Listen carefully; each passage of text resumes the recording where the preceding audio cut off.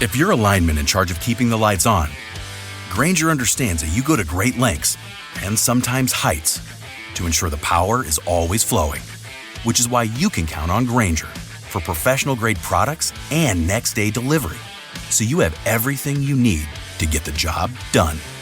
Call 1-800-GRAINGER, click Grainger.com, or just stop by. Grainger, for the ones who get it done. All right, so you're here because you want the inside scoop, right?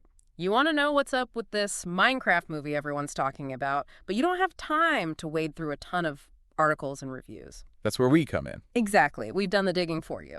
We've got a mountain of info here. Everything from like the basic premise to what critics are saying, even some early box office buzz. And you want us to break it down, give you the need-to-know stuff before you decide if you're going to spend your hard-earned cash on a ticket. Basically, you want the cheat sheet to a Minecraft movie. Precisely. No problem. We can handle that. Let's do it. So first things first, this movie, it's based on the game, Minecraft, obviously. Huge cultural phenomenon. I mean, who hasn't at least heard of Minecraft at this point, right? Right. But the thing is, Minecraft, the game, it's all about like open-ended creativity. You build whatever you want, you explore. There's no real set story. So how do you turn that into a movie? That's what we're going to find out. With a little movie magic, I guess. From what we've gathered, the movie's about these 4 ordinary people who get, like, sucked into the world of Minecraft. Imagine 1 minute you're just going about your day. The next you're surrounded by, like, blocky trees and pixelated sheep. Yeah, it's that whole blocky aesthetic, everything made of cubes. And they have to figure out how to survive, how to use the resources around them, just like you do in the game. So crafting is a big part of it. Oh, absolutely. They got to mine materials, build shelter, the Minecraft basics. But they're not totally on their own, right? There's this character, Steve, who's like a Minecraft expert. Yeah, he's the one who knows the ropes, the guy who can help them navigate this crazy world. And get this, Steve is played by Jack Black. Perfect casting, right? I mean, you can already picture him, can't you? Total comedic genius. But also, like, surprisingly believable as a crafty survivalist type. Oh, definitely. Jack Black can pull off pretty much anything. And speaking of casting, we've got Jason Momoa playing a character called Garbage Man. Garbage Man, what a name. Right. Makes you wonder what his deal is. Yeah, is he like literally a garbage man who gets transported? Or is it like a nickname because he's tough and kind of rough around the edges? I guess we'll have to wait and see. The descriptions we've seen say he's a brute with a good heart, which, that's classic Momoa. Yeah, he's got that whole tough guy exterior, but deep down, he's a softie. Exactly. And then there's Jennifer Coolidge playing Vice Principal Marlene. Oh, I love her. She's hilarious. But it seems like her character's not actually in the Minecraft world, at least not at first. She's got her own thing going on in the real world, which is an interesting choice. Yeah, like what's her connection to the main plot? How do those two worlds collide? Lots of questions there. And the guy in charge of answering those questions, the director, is Jared Hess. Now, if you don't know Jared Hess, he's known for these really quirky comedies. Napoleon Dynamite, Nacho Libre. Those are some of his big ones. So we're expecting some offbeat humor, right? Definitely. Yeah. A lot of visual gags, awkward situations, maybe a bit of dry wit thrown in there. Which could work really well with the whole Minecraft setting because it's already kind of a strange, surreal world. Exactly. But some early reviews have said that the humor feels a bit forced at times. Yeah, like they're trying too hard to be funny instead of letting the humor come naturally from the situation. And a few reviewers even mentioned that the characters feel kind of underdeveloped. Like they're not really fleshed out, they're just kind of there to deliver the jokes. Which is a shame because with actors like Momoa and Black, they could bring a lot of depth to their roles. Right, they're not just comedic actors, they can do drama too. So hopefully that's something they address in the final cut of the film. Now let's talk visuals. One of the biggest challenges with adapting Minecraft has to be like, how do you make those blocky graphics look good on the big screen? I mean, it's a very distinctive style, but it's also very, very simple. Yeah, everything's just squares and rectangles. But from what we've heard, they've done a really impressive job of bringing the Minecraft world to life. They've stayed true to the blocky aesthetic, but they've also added some cinematic flair, Like the lighting is really dynamic, and they've used some interesting camera angles to give the scenes more depth. And they've even incorporated some of the game's physics into the action sequences. Like imagine a minecart chase scene, but with all the jerky movements and sudden stops that you get in the game. That could be really cool. And the environments are supposed to be super detailed. Like, they've really gone all out with the textures and the little detail. It's not just a bunch of flat, boring blocks. No, it actually sounds visually stunning. And the tone, what's the overall vibe of the movie? From what we've gathered, it's definitely family-friendly. So think adventure, humor, some heartwarming moments, maybe a little bit of action. But like we mentioned earlier, the humor is a bit hit or miss, depending on who you ask. Yeah, some people love it, some people find it annoying. And the pacing has been described as a bit uneven. Like, it starts off strong, then kind of meanders in the middle, and then picks up again towards the end. Which, that can happen with video game adaptations. They're trying to cram so much into a 2-hour movie. Right, they're trying to hit all the major beats, all the iconic locations. But sometimes it feels like they're just checking boxes instead of telling a cohesive story. And what about the themes? Minecraft is a game about creativity, exploration, building things, overcoming challenges. Are those themes present in the movie? They are, but some reviewers have said that they feel a bit underdeveloped. Like they're there on the surface, but they're not really explored in any meaningful way. Which is a shame, because those themes could really resonate with audiences, Yeah. especially younger viewers. Yeah, Minecraft is a game that can teach you a lot about problem solving, resourcefulness, perseverance. It would be great if the movie could tap into that a bit more. Now, let's talk about the whole fan versus newcomer thing.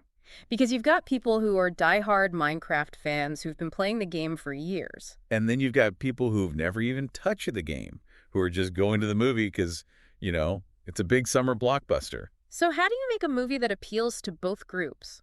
That's the million-dollar question, right? From what we've seen, they've tried to strike a balance by including a lot of little Easter eggs for the fans. Like you might see a creeper lurking in the background, or hear the familiar sound of a villager. Or they might show a crafting recipe that players will instantly recognize. But at the same time, the core story is supposed to be accessible even to people who don't know anything about Minecraft. It's basically a fish-out-of-water story about these people who are thrown into a strange new world and have to figure out how to survive. That's a concept that anyone can relate to, whether you're a gamer or not. All right, so we've talked about the plot, the characters, the visuals, the tone. Now, the big question, is it any good?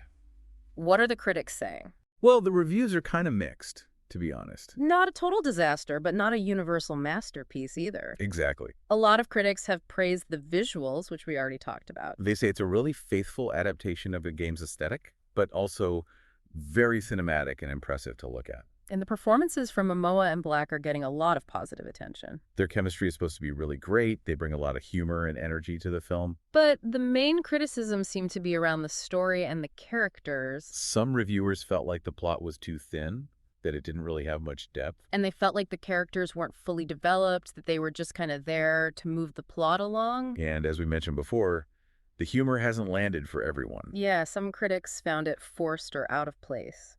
And there's also this feeling that the movie doesn't quite capture the spirit of Minecraft, Like, the game is all about creativity and freedom, but the movie feels a bit more structured and predictable. So some fans might be disappointed that it doesn't really let them explore and create in the same way that the game does. And what about the scores on Rotten Tomatoes and Metacritic? Yeah, they're kind of middle of the road, reflecting the mixed reactions. So, not a critical darling, but not a total bomb either. It's one of those movies that's probably going to divide audiences. Okay, so we've talked about the critical reception, But what about the most important thing? the box office. Because at the end of the day, Hollywood is a business. They want to make money. So will a Minecraft movie be a hit? It's hard to say for sure, but it definitely has the potential to be huge. I mean, Minecraft is a global phenomenon. There are millions of fans out there. And the casting is really strong. Momoa and Black are big draws. Plus, it's a family-friendly movie, so it's got a wide appeal. But on the other hand, video game adaptations have a bit of a mixed track record. Some of them have been great, some of them have been terrible. So it's really a wait-and-see situation. We'll have to see how audiences react, how word of mouth spreads. But one thing's for sure, people are talking about this movie.